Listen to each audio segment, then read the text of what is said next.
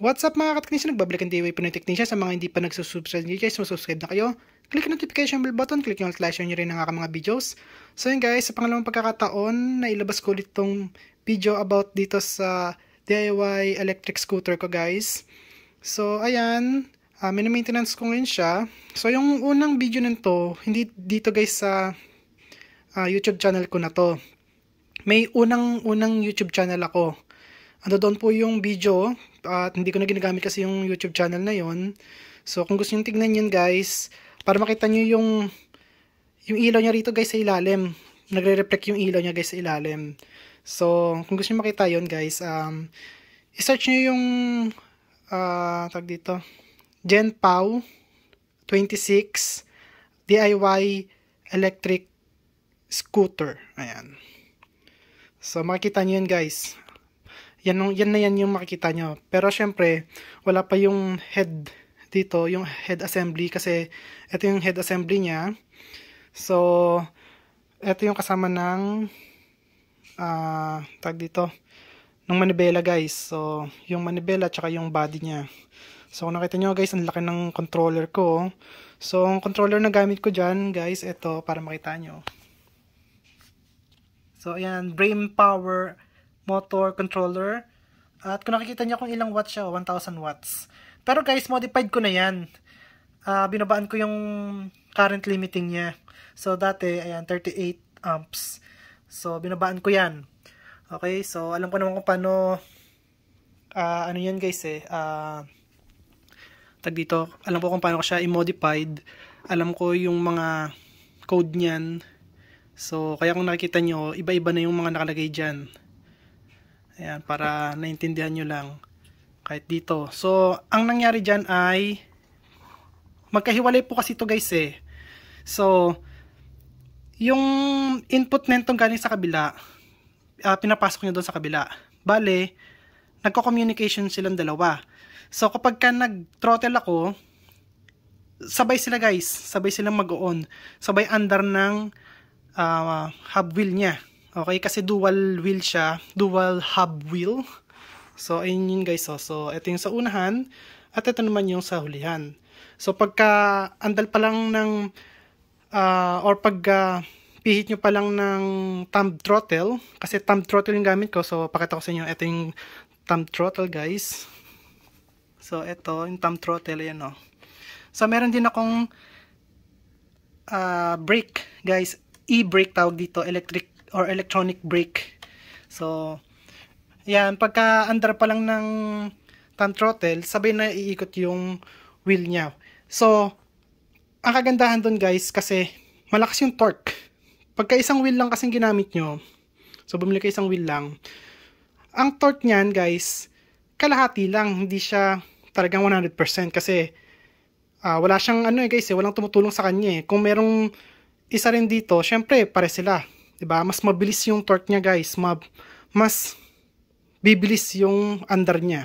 So kunyari, ayan, ang dalawan niyan, pag pinagsabay ko yan, ang bilis niya kasi guys, umabot ako ng 50 kilometers per hour. Okay? So, yun ang ano niya guys, kagandahan niya. At ano pa, naka-ano ko guys, air shock. Ayan. Tapos, yung isa naman, ito guys, naka-air at saka spring shock yan guys.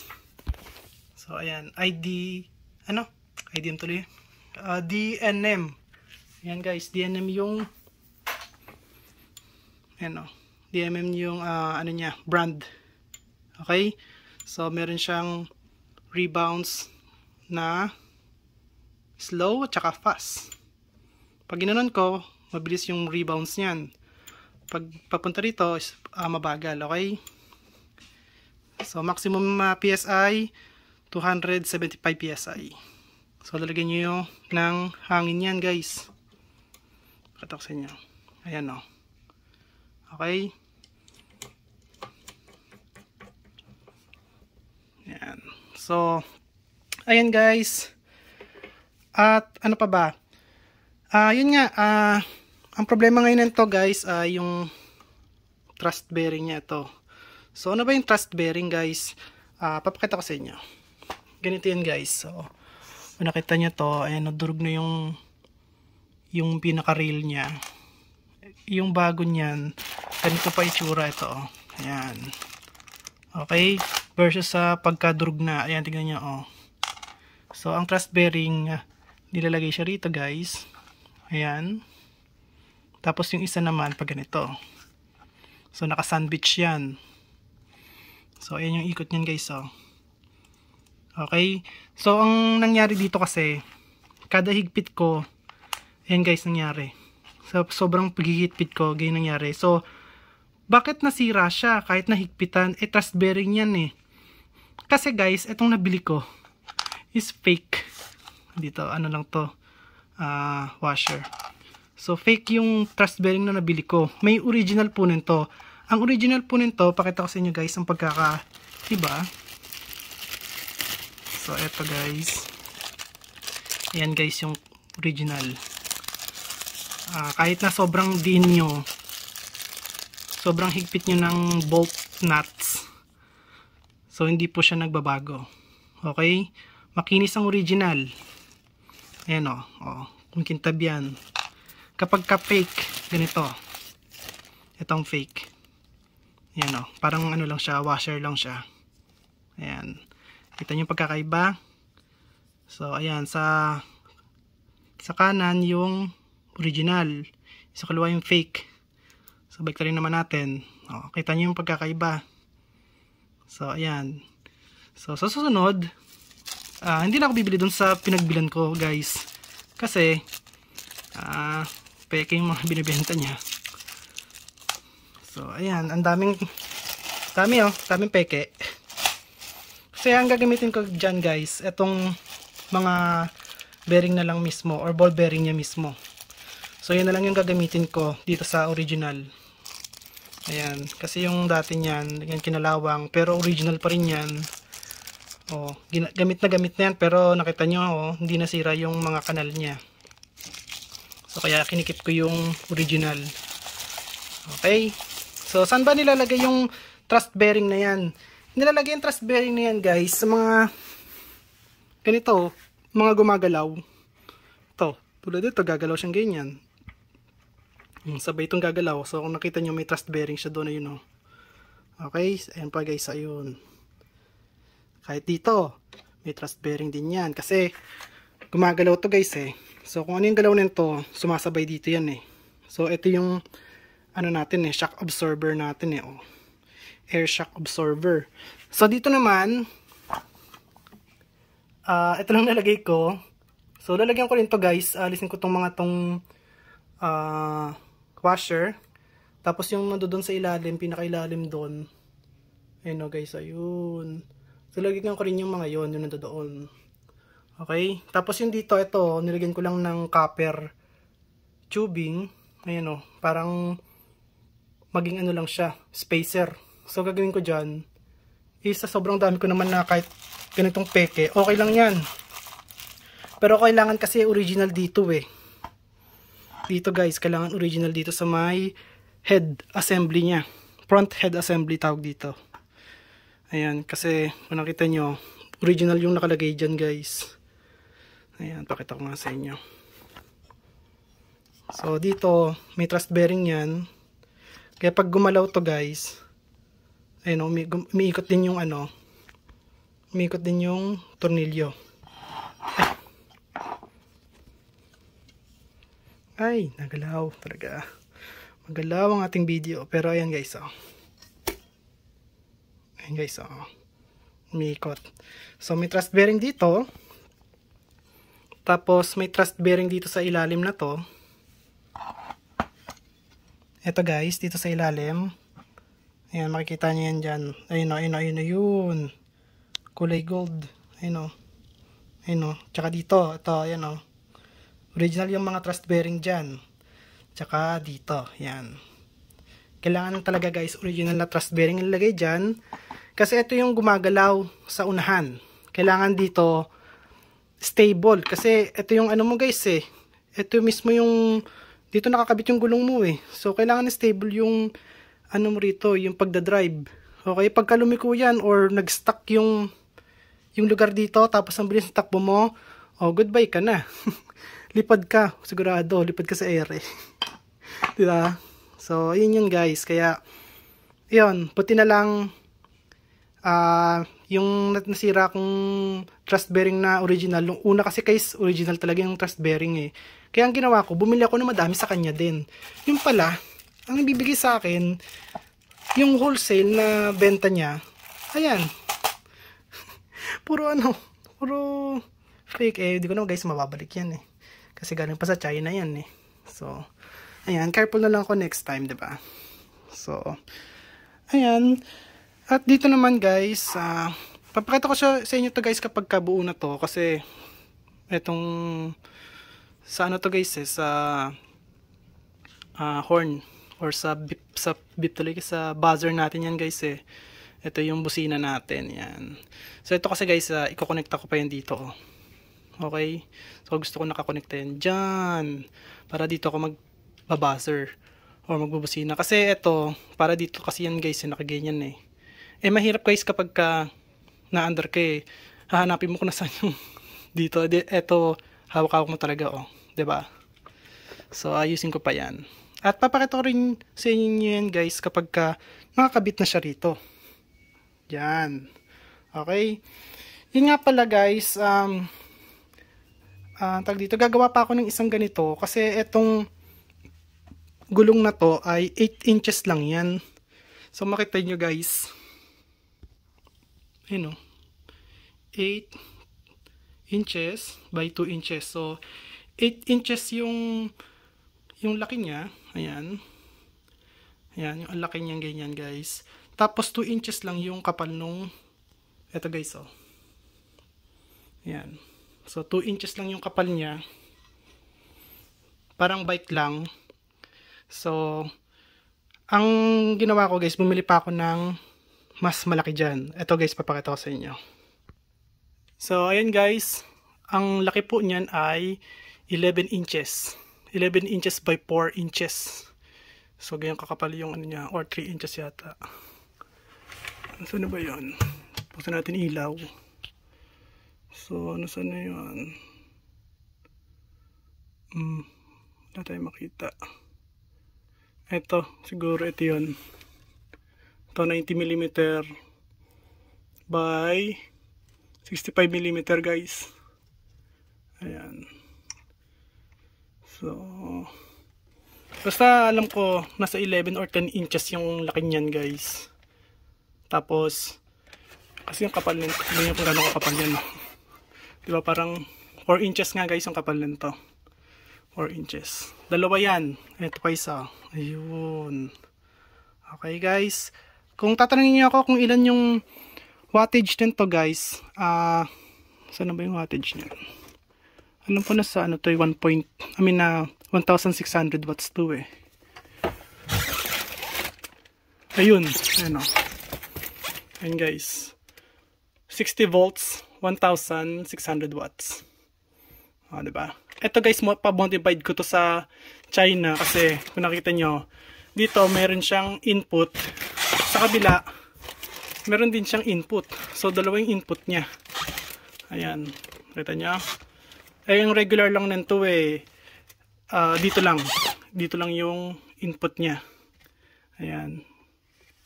So, kahit etong kabila, meron din ito. Nakita nyo? Meron dito, tapos meron din doon sa kabila. Ayun. Ayun guys. Ito. Ayan. Tapos ito yung ano nyan, disc brake. I mean disc plate ba? Tawag dito. So dalawang klase to, yung binili ko na to. So kaya kung nakikita nyo dito guys, sa loob no, dalawang klase yan.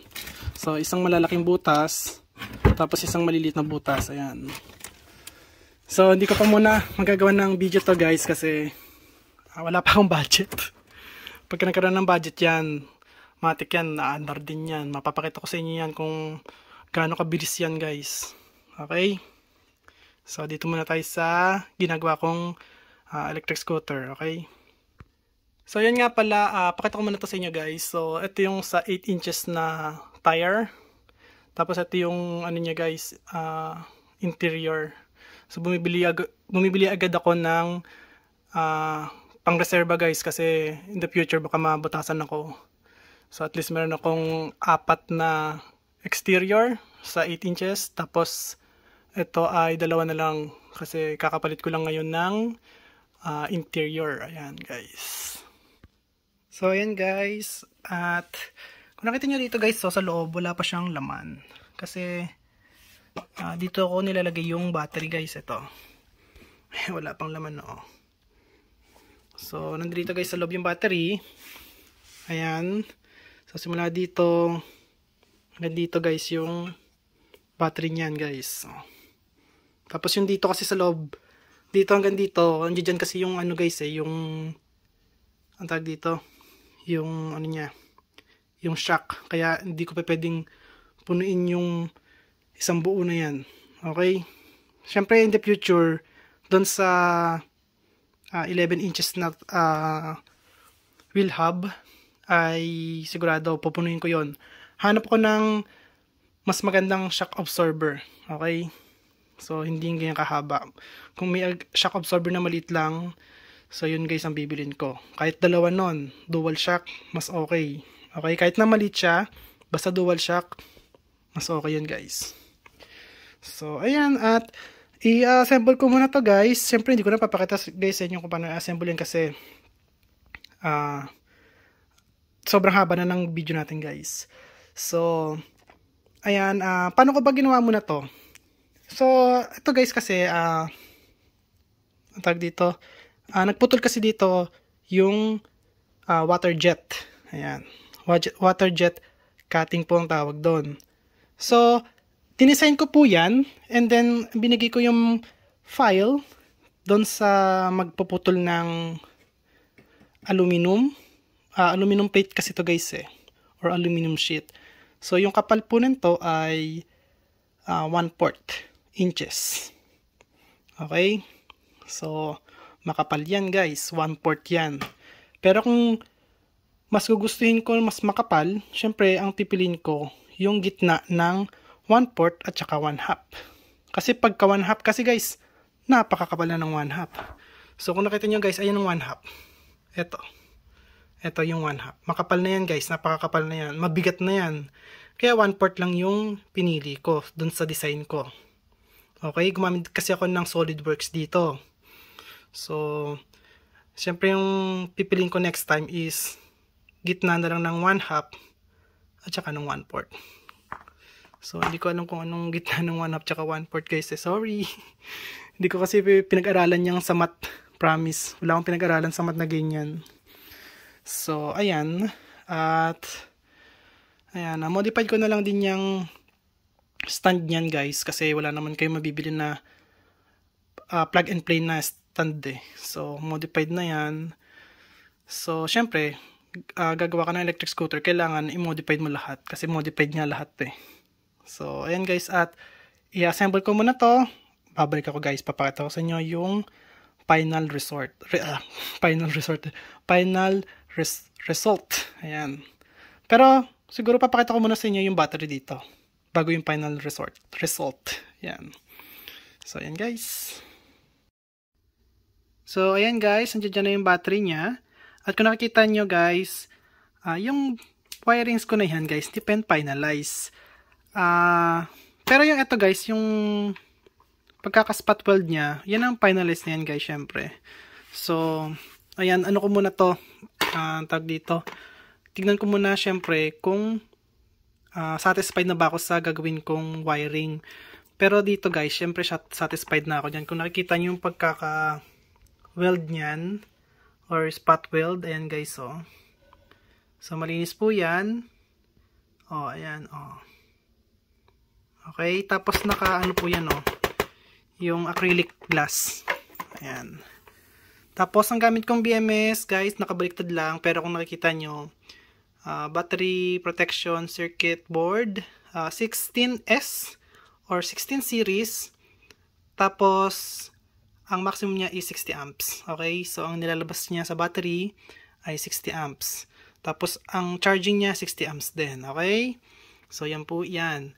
Bale guys, eto nga pala ay kaya ko siyang kontrolin via Bluetooth. So, meron akong app dito sa cellphone ko para makontrol ko yung pagpatay ng battery or pagpatay ng charger. Okay? Kasi guys, maganda may patayan kasi katulad nito. Pwede nyo patayin yung power niya. Kasi kunyari, punta kayo ng ng tindahan or sari-sari store or convenience store, mga ganyan. Kunyari, Alphamart or yung 7-Eleven. So, syempre, patayin nyo siya sa BMS niya. Okay? Instead na patayin nyo siya sa front panel niya or sa panel niya, mas maganda guys sa BMS na patayin. So, meron ako nun. So, kaya pagka lalayo ako syempre or pagpapasukan ako na tindahan dito sa US, pinapatay ko yung BMS para matik patay ang buong system. Okay? So, nakikita ko rin yung ano nito guys, laman kada cells. Ayan, kada parallel niyan. Kasi ang parallel nito guys, kung titignan nyo, 1, 2, 3, 4, 5, 6, 7, 8, 9, 10, 11. So, 11P, tapos 16S. Okay? So, kayo na guys, bahala na kung mag-count kung ilang battery ng 18650 yung nandito. Okay? Kada isang battery po niyan, ano po yan guys? 3,000 milliamps or 3 amps an hour. Okay? So, 3,000 milliamps an hour. Okay guys? So, ayan. Tapos kung nakikita nyo yung ginawa ko rito, kasi ayoko muna i-finalize to. Ayan. So, kung nakita nyo guys, dalawang XT90. Ayan o. So, dalawang XT90 yan kasi dalawa yung controller ko. Ito guys. Isa, dalawa. Ayoko muna rin siyang pagdikitin. Okay? Kasi pag pinagdikit ko yung dalawang wire niyan. So, yung ano nito, yung yung peak na wattage niyan guys, or peak na current, baka masunog. Okay? Kaya, ang ginawa ko, pinaghiwalay ko siya. Ayan, magkahiwalay yung wire niyan. Pinagsama ko siya rito sa positive tsaka sa negative. So, yung dalawang wire, ayan o. Kita nyo? Tapos, yung sa charging niya, ayan, yun lang naman yung wire. Guys, kailangan na wire para sa charge. Ayan. So, papakita ko rin sa inyo yung, ano yan guys, yung charger. So, ito yung charger niyan guys. So, ito po guys yung charger niya. Ayan. Oriha charger. At kung nakikita nyo, ayan guys, oh. So, bale, ano to? Constant current, constant voltage charging po to guys. So, ayan, LiPo o kaya lithium ion. Tapos, kung nakikita nyo, 67.2 volts at 8 amps charger po to. Meron din siyang monitor guys, or LCD para makita ko kung ano yung nangyayari na guys. Okay? Nakikita ko yung wattage, voltage, tsaka amperage. Pale guys, binago ko yung ano nito, hindi na po siya 67.2 volts. So binabaan ko siya ng voltage, nasa 65 lang yata, para ma-maintain ko yung battery sa 100% na charging. So, yung pag-discharge niya, ganun din. Minaintain ko rin siya dito sa may BMS niya.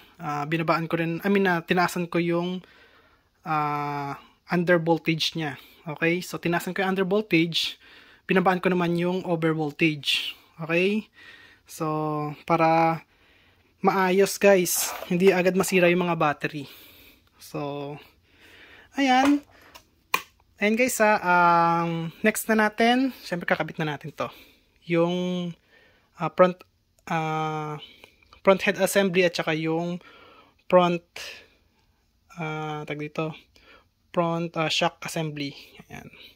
Kasi pinagsama ko na siya ngayon. Kanina kasi hindi siya magkasama, tsaka wala pa tong mga thrust bearing na yan guys. Ayan. So ngayon, kung nakikita nyo guys, andyan dyan yung mga thrust bearing. Ayan o. So, punong-puno po ng thrust bearing yan dyan kasi yan yung gumagalaw pagka nagsashock na siya guys. Okay?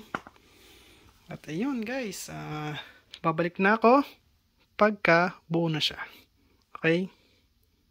So ayan guys, at buo na yung DIY electric scooter natin. At syempre guys, papakita ko yung full details niyan sa next video pa natin guys, okay? So sa ngayon, pinakita ko lang sa inyo na yan yung itsura niya. Para sa next video natin, makikita nyo guys kung ano yung mga binago ko, okay? Ibibigay ko sa inyo yung full details niyan. So after ilang years na rin to guys, kasi 2017 pa to. Okay? Kasabayan ko nito na mag-build yung WIPED. Okay? Sa kanila ko nakuha yung idea na yan. So kaya gumawa rin ako ng sarili kong electric screwdriver. Kasi yung time na yon ayaw nilang magbenta from Korea to US. Kasi mahal nga daw yung shipping fee. Okay? So, ayan. So, ito rin guys, i-review ko rin yung ano na yan, charger na yan. Maganda yan guys, promise. Napakaganda niyang charger niyan kasi may constant current, constant voltage siyang mode.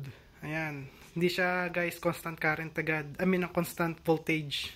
Kailangan guys kasi pagka nagcha-charge kayo ng battery, so yung battery niya sa loob, pagka nagcha-charge kayo niyan, kailangan ay constant current muna bago mag-constant voltage.